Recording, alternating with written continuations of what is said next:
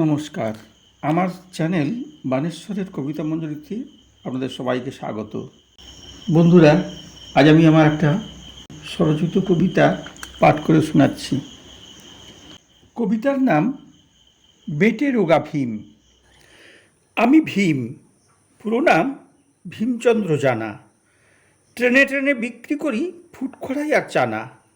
বয়স আমার বছর 30, উচ্চতা 4 ফুট 3। গড়ন আমার রোগা পাতলা, আমি বেটে রোগা ভীম।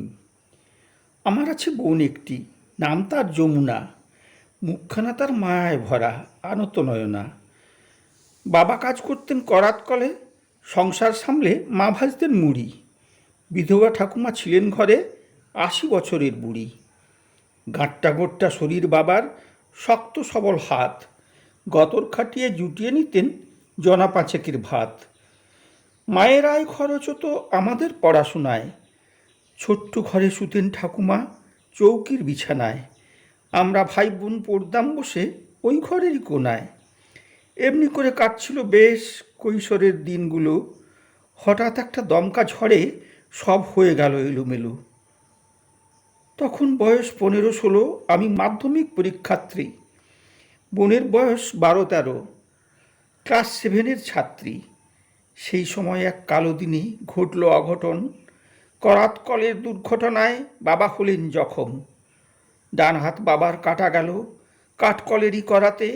আকাশ ভেঙে পড়ল মাথায়, জুটল দুঃখ বরাতে। কলের মালিক মাইতি বাবু বড় সদাশয় ব্যক্তি। সাহায্যের আশ্বাস দিয়ে গেলেন যতদূর তার শক্তি। চিকিৎসার খরচ চালাবেন তিনি, স্থির হলো এই কথা।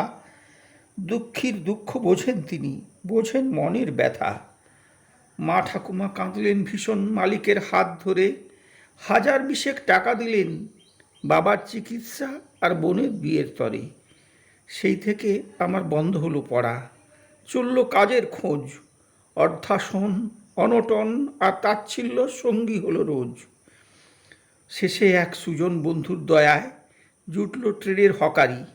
আয়ের একটা রাস্তা হলো, খুঁজলো আমার বেকারি। কেটে গিয়েছে বেশ কয়েকটা বছর, বোনের দিয়েছি বিয়ে। ফুটফুটে একটা ভাগ্নিও হয়েছে শত্রুর মুখেতে ছাই দিয়ে। ঠাকুমা বাবা গত হয়েছেন, আমিও করেছি বিয়ে। এখন আমরা 4 জন ঘরে, মা ও ছেলেকে সঙ্গে নিয়ে। নমস্কার।